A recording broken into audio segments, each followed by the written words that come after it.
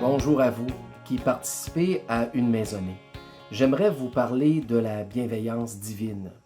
Arrêtons-nous un moment pour prendre conscience de sa présence dans nos vies. Il suffit d'avoir fait même juste une fois l'expérience de la bienveillance divine dans notre histoire de vie pour que nous en soyons transformés. Rien n'est plus pareil par la suite. Je me souviens d'avoir fait une expérience révélatrice à la fin de l'adolescence, à l'occasion d'une fin de semaine de jeunes organisée à la maison Jésus ouvrier. Nous étions une soixantaine de jeunes pour vivre le sens au voyage. On avait la chance d'être accompagnés par une équipe d'adultes qui poursuivaient un même but, ouvrir un espace de rencontre bienveillante avec le Seigneur Jésus. Je me rappelle de certains témoignages de conversion présentés par des membres de cette équipe et la teneur des échanges en petits groupes suite à l'écoute de ces témoignages. Notre petit groupe était animé par un adulte et nous plaçait dans un espace de liberté. Pas de préjugés, pas de condamnation, un espace confidentiel d'écoute bienveillante et d'empathie les uns envers les autres. C'était merveilleux de goûter cette forme d'accueil inconditionnel, où on se sentait à l'aise de partager nos réactions face aux témoignages et même de s'ouvrir sur une souffrance personnelle, une embûche, une faute. Par exemple, j'avais été particulièrement touché d'entendre un jeune nous partager sa souffrance. Il nous racontait que son père le considérait comme un déchet.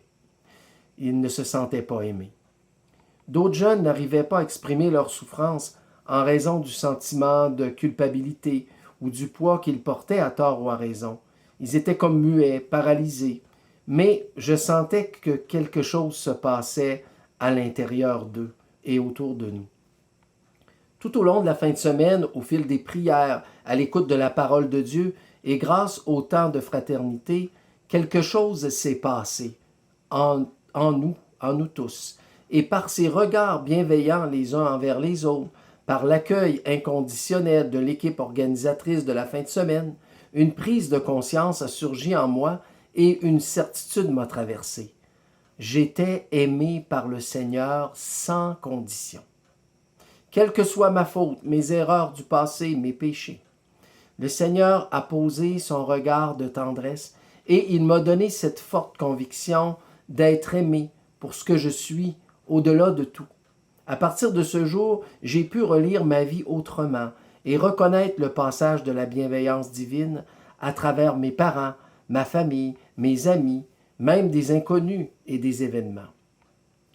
La Bible, qui est notre trésor, nous révèle par excellence la bienveillance de Dieu. Si je vous demandais de me partager un passage ou l'autre qui fait état de cette bienveillance, vous pourriez tous me citer des paroles lumineuses. Je vous partage quelques versets que j'ai revisités sous l'angle de la bienveillance. Je pense d'abord au livre de la Genèse, au chapitre 1, verset 31, lors de la création de l'homme et de la femme. Dieu vit que cela était très bon.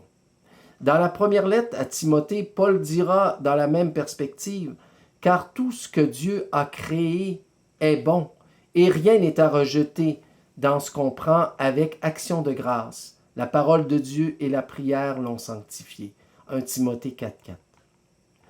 Donc, pour Dieu, je réalise que je suis une bénédiction. Je réalise que vous êtes une bénédiction. À la source de notre être, la fameuse image et ressemblance de Dieu en nous, il y a cette bienveillance originelle. Au-delà de ma faute, de ce que j'ai pu faire, mon être est béni et j'ai cette capacité de recevoir en moi la source divine de la bienveillance. Cela m'amène à une autre perle biblique, la rencontre de Jésus avec la Samaritaine dans l'Évangile de Jean au chapitre 4, verset 10.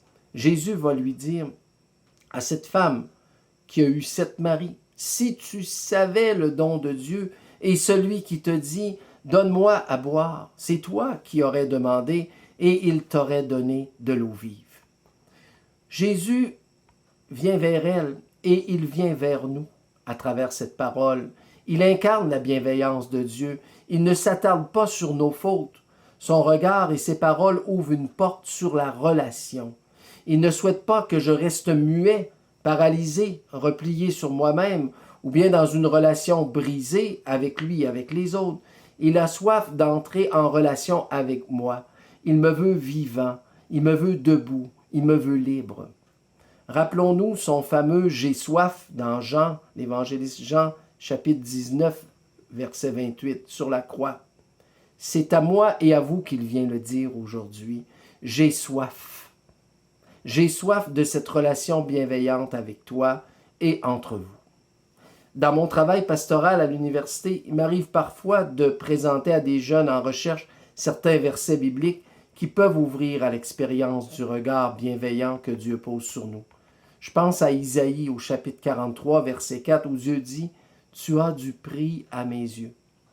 Ou encore dans la première lettre de Jean au chapitre 3, verset 20, « Si ton cœur te condamne, n'oublie pas que Dieu est plus grand que ton cœur. » Quelle magnifique parole qui ouvre un avenir, qui donne une deuxième chance. Comme c'est rassurant de se savoir aimé dans son être profond, et pas seulement en fonction de ses actions. Comme c'est réconfortant de se savoir aimé et regardé par quelqu'un qui nous veut debout et libre et qui veut faire de nous ses fils et ses filles. Je pourrais prendre d'autres épisodes, il y en a tellement, il pourrait en nommer. Je pense à Zachée aussi. Bref, tout ça pour vous dire que Jésus est vraiment, dans la parole de Dieu, le modèle de bienveillance, la parole incarnée de bienveillance. Il n'est surtout pas un modèle de surveillance.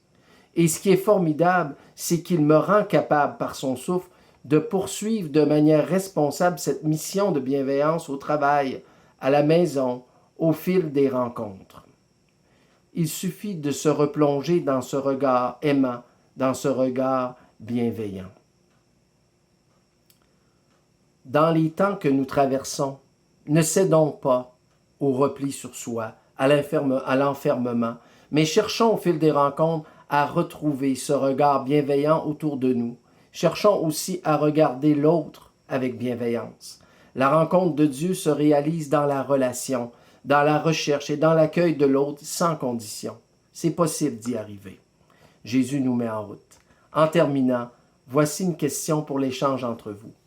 Concrètement, comment vivez-vous, faites-vous l'expérience de la bienveillance? Je vous remercie d'avoir pris ces quelques minutes de réflexion avec moi. Continuons d'avancer sous le regard bienveillant du Christ notre Seigneur. À bientôt.